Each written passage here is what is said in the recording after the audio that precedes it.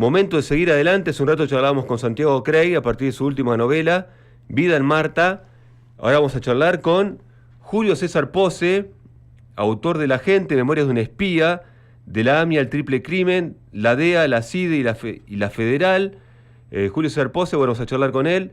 Espía inorgánico de la CIDE, también cuentapropista, podemos decir, en el mundo de los espías. Vamos a charlar un poquito de este oficio y de este libro, donde él cuenta, bueno, una verdad a partir de un suceso policial que lo tuvo involucrado. Hola Julio César, ¿cómo va? Hola, ¿cómo te va? ¿Cómo estás? Bien, ¿vos? Bien, bien, bien. Bueno, Gracias por llamar. gracias por el contacto. Y bueno, tengo, bueno, adelante mío, ya leí obviamente el Agente, Memorias de un espía. Y lo que me Sí. interesa preguntarte para charlar es casi, digamos, algo que atraviesa todo el libro, ¿no? Vamos a hablar un poco de la construcción del libro, cómo lo fuiste armando, que es sumamente interesante. Pero me interesa, para comenzar, el porqué de este libro. El por qué son algunos motivos que me llevaron el cansancio, algunas cuestiones judiciales innecesarias, alguna persecución también que hubo por ahí con respecto a los trabajos de todo el equipo que teníamos nosotros. Y el agua que rebalsó el vaso fue una causa judicial que salió adversa sobre un trabajo que se estaba haciendo supervisado. Bueno, entonces eso me llevó a decir, hasta aquí llegué, ahora me toca a mí. Ujú.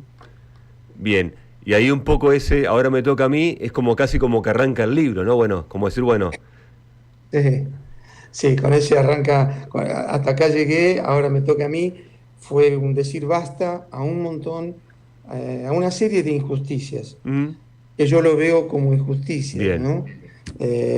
Entonces, decidí contar lo que está judicializado, Mm. lo que salió en muchas, digamos, medios de comunicación, pero que no se sabía quiénes estaban atrás de esos trabajos.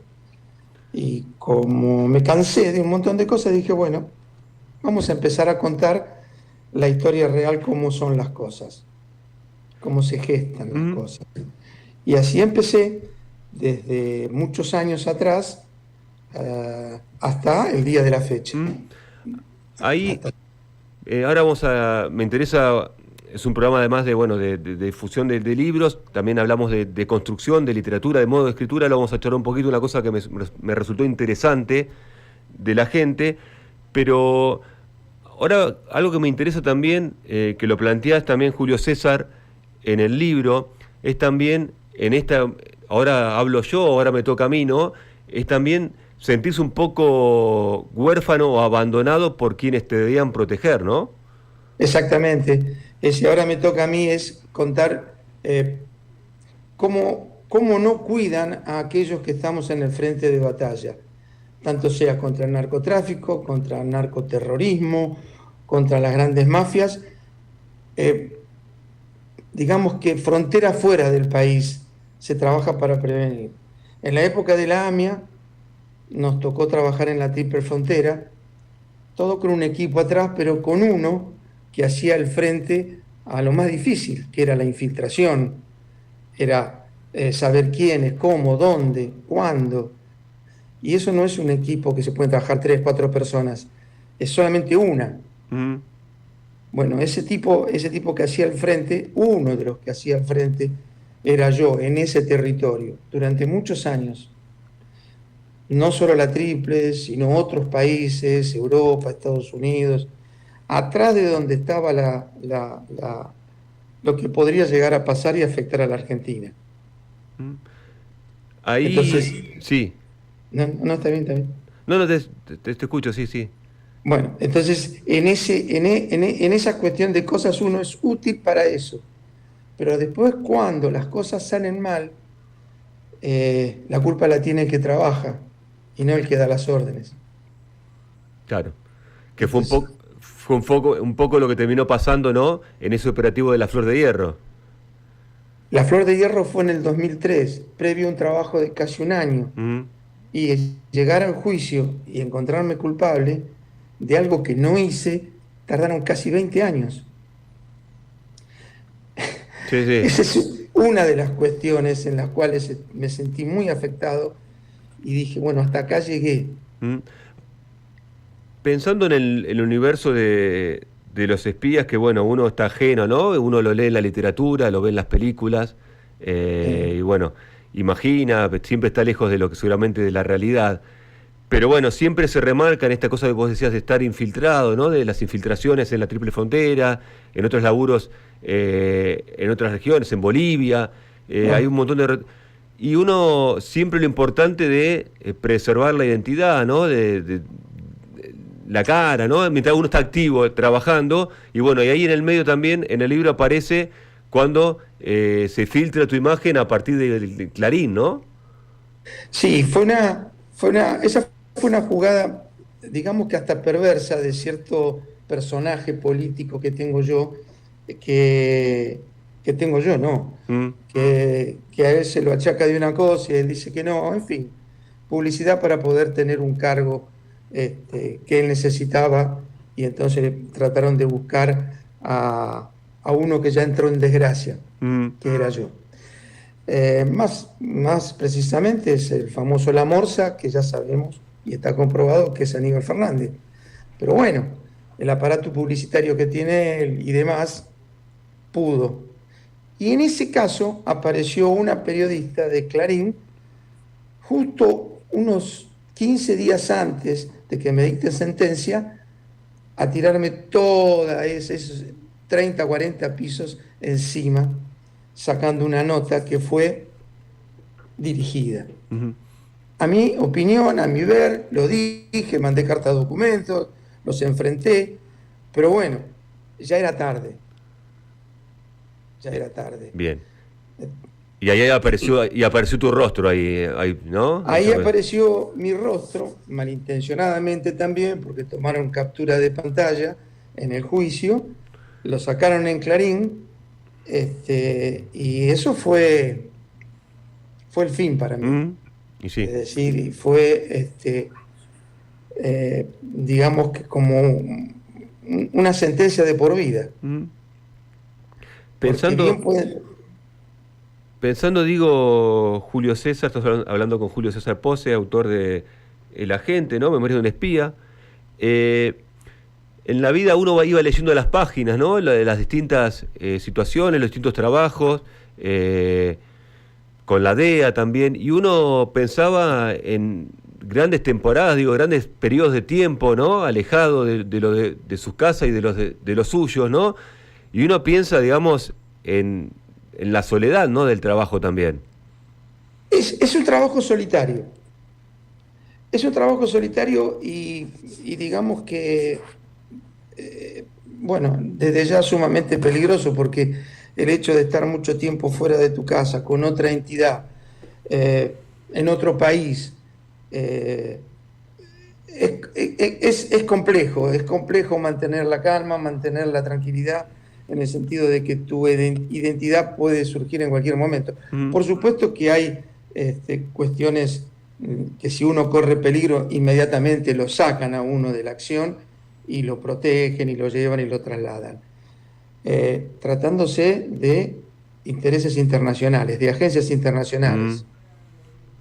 Tratándose de agencias nacionales, y arreglate, hermanito, arreglate. Bien, eso también lo remarcás y lo subrayás en varios capítulos del libro, ¿no? La diferencia entre las agencias internacionales, la organización, el modus operandi y lo que sucedía a nivel nacional, ¿no? Sí, lamentablemente, yo te digo que no soy el único que ha pasado por circunstancias complejas. Hay muchos muchachos que han estado y que algunos pudieron durar y otros no. Hay Mm, muchos compañeros, amigos, que no quedaron bien, que se aislaron por completamente, incluso al día de hoy. Y después, cuando las cosas no funcionan bien, acá te echan, mm, como resultó en Sala Patria en el 2001. Nos echaron a todos. Entonces, eso significó que cuando te vas cuando ya estás afuera, si estás cansado, bueno, pero si no tenés posibilidades de tener otras agencias que te consultan, te invitan, das charlas, o seguís en el trabajo Ujú. en la línea de fuego. Yo tuve suerte en ese sentido que hasta último momento me tuvieron en cuenta los de afuera. Bien. Los de adentro, ya sabés cómo son. Ujú. Son Sí. un desastre en ese sentido. Eso, Porque digamos, de eso da cuenta el libro. de eso da cuenta el libro. Mm. Es decir, trato de explicar lo mejor posible que hay muchas cosas por corregir Mm. y hay buen personal, hay mucha gente muy, muy, muy capaz, pero mientras esté la política dentro de los servicios de inteligencia, olvídate que esto funcione. Yendo ahora, vamos a volver a eso, te voy trayendo de un lado para otro, Julio César. Me interesa ahora en la estructura del armado del libro, ¿no? Cómo está armado los capítulos, y siempre, cuando uno va leyendo, va encontrando al final del capítulo cómo está narrado un suceso. No voy a contarlos todos, obviamente, porque para que la gente lea el libro, ¿no? Y siempre sobre el final aparece como la voz de Julio César distinta, que dice, bueno, pero pasó esto, y hay como un anticipo o algo que va a venir, ¿no? Como para que uno desee saltar al capítulo siguiente, ¿no? Sí, voy contando por etapas con respecto al nacimiento de mi trabajo, desde cuando empecé hace más de 40 años, empecé como trabajando en prefectura, ahí me formaron en la parte de comunicaciones, después yo me fui a otros lados, a otros países. No estaba buena la Argentina como para quedarse, porque la dictadura militar, era muy complejo. Pero bueno, siempre me tiró y a mi regreso, como digo en el libro, Mm. me contactan algunos compañeros, algunos estaban en la Federal, otros habían pasado para el Batallón 601, otros habían pasado para otras fuerzas. Y como yo siempre fui un tipo que le gustó viajar mucho, me invitaron a trabajar acá. Entonces dije, bueno, vamos a probar a ver qué sale de todo esto. Y ahí empiezo a narrar un poco mis comienzos y un poco qué fui trabajando, cómo me fui forjando en el mundo de, por ejemplo, narcotráfico. Desde Brasil a las fronteras con Bolivia, de ahí conocer ese mundo que recién comenzaba. La DEA también recién pisaba Bolivia. Los argentinos ya estaban metidos allá porque había dictadura en Bolivia, Mm. y ahí conoces un mundo totalmente diferente que estaba controlado por argentinos, que venían también de una dictadura. Mm. Quiere decir que trabajaban en conjunto. Y ahí me fui forjando con conocidos, con conocimiento, empecé a descubrir cómo era la cuestión del narcotráfico, y me di cuenta rápido que eso era un trabajo realmente que algún día iba a llegar a la Argentina. Y entonces mi agenda fue creciendo. Fue creciendo, fue creciendo, fue creciendo. E inmediatamente la DEA me captó y bueno, empezamos a trabajar y a hacer cosas interesantes. Bien. Y esa experiencia después me llevó a otros países y después me fue tirando para el lado de Argentina cuando definitivamente, y lo cuento en el libro, me convocan para el caso AMIA. Ahí yo ya eran mis viejos conocidos del Batallón 601 que ocupaban cargos en la Secretaría de Inteligencia, que se formó la famosa Sala Patria, que trabajó bajo el ordenamiento del juez Galeano. Y me convoca Alejandro Bruzón, que está escrito ahí, y me dice, pasás a ser secreto de todo secreto. Tu destino es la triple frontera. Y ahí duré como 6 años. Sí. Con respecto a todo esto que está en el libro y vas contando, ¿no? ¿Cómo se hace para, digamos, para un espía o para una persona que suele infiltrarse, trabajar en secreto, para formar o sostener una familia? No, es muy difícil. Es simple. 2 amigos de la vida, nadie sabe, nadie tiene conocimiento de lo que uno hace, solamente que viajo, turismo, documentales, y en mi casa lo menos posible, que era lo más difícil de poder llegar, porque no llegás bien, Mm. y lo explico en el Sí, libro. como la necesidad de Uno, guardarte un tiempo antes de llegar, ¿no? sí, eso lo aprendí por recomendación de un americano que me dijo, y un alemán, que me dijeron, no es bueno después de cada misión llegar a tu casa y ser el mismo de antes. Y realmente tenía mucha razón. No llegás igual, te cuesta adaptarte. A mí me costaba adaptarme a mi nombre y apellido. Llegó un momento que no sabía firmar mi propia firma. Mm. Y en mi casa, y estás comiendo y estás tensionado, no podés contar qué hiciste, qué no hiciste, a dónde fuiste. En fin, fui de turismo, fui con un grupo acá, con un grupo. Las mentiras llegan a un límite, Mm. pero es dificilísimo trabajar infiltrado por algún tiempo, que no es un día, 2 o 5. Vos te vas y no sabés cuándo volvés, O si volvés. o si volvés. Exactamente. Por suerte he tenido mucha suerte, o he trabajado bien, o me han cuidado bien, y en algunas ocasiones me han sacado a tiempo, Ujú. me han rescatado a tiempo. Sí, sí. En el libro también explico un par de cuestiones de esas en el exterior. Y sí, y un episodio que no vamos a adelantar para que la gente lo lea, bueno, donde tuviste cerca, digamos, de no contarla, ¿no? De no contar esta historia al menos. Sí, esa fue una operación que fuimos con la DEA, Policía Federal, que está en el libro los nombres Mm. de los que me llevaron, que fue Jorge Palacios, fallecido, que era director de operaciones federales dedicado al narcotráfico. Fuimos a hacer una operación exitosa que allá había dado éxito en Buenos Aires, que agarramos al zar de la cocaína hace 30 años atrás, y Bolivia lo agarró, acá lo soltaron, y Bolivia lo agarró hace 3. Bueno, fuimos atrás de esa línea y también dio resultado positivo. Ujú. Se trabajó con las fuerzas bolivianas, con la DEA y con la Policía Federal, todo en conjunto. Tuve tanta mala suerte que alguien me vio o nos estaban siguiendo, y en el aeropuerto pasó algo inesperado, Mm.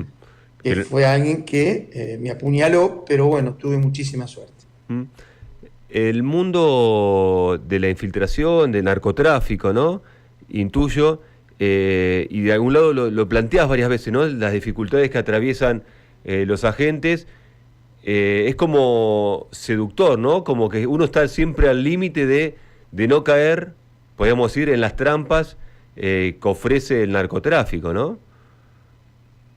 Mira, el narcotráfico, así como las funciones de los agentes de inteligencia, la Policía Federal, la fuerza que sea, tiene su sistema de inteligencia previa para poder agarrar bandas de narcotráfico. Los narcotraficantes también tienen su servicio de inteligencia. También estudian el panorama. También te van buscando a quién, cómo, de dónde. Y eso es a través de los abogados, lamentablemente, que me disculpen, pero es así. Buscan información y bueno, hasta que te encuentran. Algunos son vengativos y otros son unos señores. Normalmente el traficante, el narcotraficante grande, sabe perder, Ujú. sabe perder. Porque así como ellos están ganándose la vida en una situación compleja, que saben que el límite de ellos es la muerte o la cárcel. Entonces saben que tienen la ley y el orden, tienen derecho de investigarlos y atraparlos. Algunos lo entienden, otros no. Otros no. Y van por la venganza. Claro. Así fue como me pasó a mí, acá en Argentina, uno de los pocos trabajos que hice, que alguien filtró mi nombre, que eso fue una gran traición, filtró mi nombre, y así fue como salió mal el trabajo de La Flor. Claro. Sí, que hay Es que... normal, ¿eh? Es Sí, sí. normal, es Ujú. normal. Porque la culpa siempre la tiene el que hizo el trabajo, ellos no. Pero eso les sirvió para salir en libertad. Ujú. Ahí otro se dedica a varios capítulos, Julio César, también al triple crimen, ¿no? El de cuando hablamos de la efedrina, y ahí aportás como unos datos interesantes a partir de cómo fue, digamos, el negocio, ¿sí? Entre los involucrados, ¿no? Hay como detalles que por ahí uno desconocía a partir de vos del trato con algunos de ellos, ¿no? Sí, el trato mío, todo nace de que a un laboratorio americano estaban siendo robados sus medicamentos. Y ya había una causa judicial, bueno, en fin, me hacen un nexo para que a ver si yo podía interiorizarme y llegar a los ladrones o a los que estaban con... Pero bueno, una vez que llegué a quienes ejecutaban los robos, me encuentro con un personaje que era Sebastián Forza.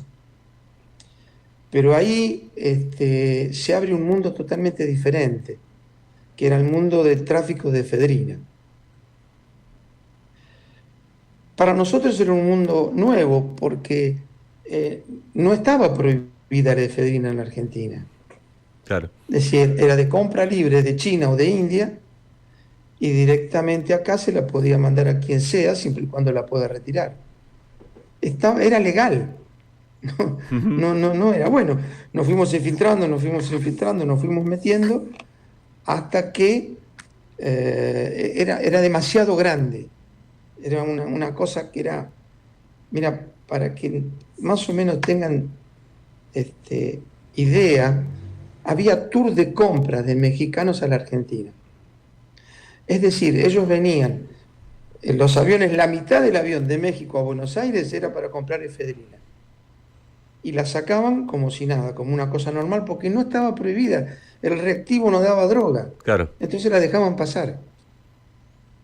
Hasta que se empezó a buscarle la vuelta y decir, bueno, no está prohibida, pero sí está prohibido el contrabando. Y fueron dando por ese lado. Pero bueno, en el libro lo explico. Sí. No adelantemos todo porque, bueno, si no también se pierde el efecto sorpresa de las cosas que uno va descubriendo con la lectura, ¿no? Sí, uno se engancha y empieza y arranca. Sí, a charlar. Una pregunta que me interesa hacerte ahora, Julio César, que tiene que ver con al Julio César, podríamos decir, de niño, ¿no? Cuando los niños juegan, que son chicos, juegan un montón de cosas, uno juega un montón de cosas. Vos, en esa infancia, ¿recordás haber jugado a ser espía o algo por el estilo? No, nunca. Yo jugaba a la pelota, era un mal alumno, era rebelde, pero no se me dio jamás por ese lado. La vida me fue llevando. Bien. Es decir, en esas épocas había mucho trabajo, pero tenía muchos amigos que ya con 18, 19 años, no, con 21, porque fue después que salí del servicio militar, ahí me empecé a interesar sobre el trabajo. Bien. Y me gustaban mucho las comunicaciones. Y ahí fue el comienzo en prefectura. Bien. Pero antes de eso, nada. Nada, no, nada. Era una vida más normal, podríamos decir. Era una vida normal, era yo, fútbol, figurita, valero. Bien. Acordate que tengo 71 años, así que vengo de esa época. Bien. Bueno, ahí hablamos varias veces, en el libro se menciona, ¿no? Y va haciendo todo como el relato, ¿no? Para llegar al suceso que vos dijiste de la flor, ¿no? De la flor de hierro. Y que bueno, eso te tiene, tengo entendido, ahora con prisión domiciliaria, ¿no? Sí, el fallo salió adverso, perdí 2-1 en primera instancia, fue a casación, también perdí 2-1 sin un fallo a mi criterio y de mis abogados totalmente confuso, y está apelado a la Suprema Corte, a la Corte Suprema, en queja. Bien. Así que todavía estoy con posibilidades, pero sí, estoy con arresto domiciliario, cumpliendo una condena de 4 años, que ya llevo 1 año y 8 meses. En diciembre cumplo 2 años. Bien. Bueno, ¿y en qué? Ahí contaste al principio de la charla, en el libro lo decís, sí, ya te hago la última pregunta y no te quito más tiempo, Julio César. Planteabas, bueno, el por qué, ¿no? Bueno, ahora cuento yo, ¿no? Sí. ¿Y cuánto tiempo te llevó, digamos, idear ahora cuento yo, al momento de publicarlo? El proceso de escritura y demás. El proceso de escritura, primero el análisis de qué hago yo después de este fallo que no lo esperaba. de las cosas que se han dicho periodísticamente, algunos periodistas, no importa cuáles, y la decisión fue el día que el fallo adverso de casación salió. Ese día dije, hasta acá llegué, ahora me toca a mí. Bien. Me llevó más o menos, yo ya venía con bronca y con cuestiones desde hacía unos 10 años, pero calladito. Y cuando salió el fallo adverso, que ya no había manera de poder arreglarlo, dije, bueno, hasta acá llegué, lo analicé y pude lograr acomodar mis ideas y acomodarlo para una escritura, para el primer libro que salió, que es El Agente, que en breve pienso hacer otro, Bien. pero con muchos más detalles. Bien, ahí no quería ir por ahí, pero bueno, hay como sobre el final del libro, ¿no? Hay como un anuncio de que algo viene, ¿no? Sí, algo viene y bueno, ya te voy a contar más adelante. Bien, pero sí. Buenísimo. Ahí te hago la última pregunta, ahora sí. Julio César hace un rato charlábamos de lo difícil que era la vida privada, ¿no? El sostener la familia, Sí. amigos. Y en algún momento, cuando se enteraron, intuyo, de esto que vos ocultabas o no les contabas a ellos por una cuestión de seguridad tuya y de ellos también, ¿hubo algún tipo de reproche o alguien se enojó? No, ninguno. No, al contrario. Al contrario. Fue un apoyo incondicional hasta el día de la fecha de mis amigos, ¿no? Sí, Estamos sí, sí. hablando de amigos y de compañeros de trabajo que entendieron el por qué me dediqué a hablar. Ahora, mis amigos entendieron, mi familia entendió, los más cercanos, y a otros se fueron enterando ahora con el libro. Bien, bueno, te agradezco la charla. La gente es un libro, Memoria de un espía, puedo decir una biografía de tu vida, pero bueno, aquel que también la puede leer, incluso lo puede leer si se quiere como un libro casi de ficción, ¿no? Porque lo que cuenta a veces, lo que se cuenta parecen cosas increíbles, ¿no? Sí, todo lo que se escribe está judicializado y salió en las primeras planas de muchos diarios nacionales, limítrofes y incluso de algunas partes de Europa y Estados Unidos. Es decir, todo lo que escribí pasó. Sí, pero digo, se puede leer, uno distraído lo puede leer como ficción, digo.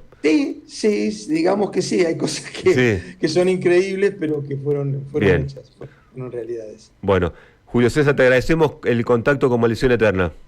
Flavio, te agradezco mucho la ayuda y que tengas buena semana. Un abrazo, muchas gracias. Saludos a la audiencia, gracias.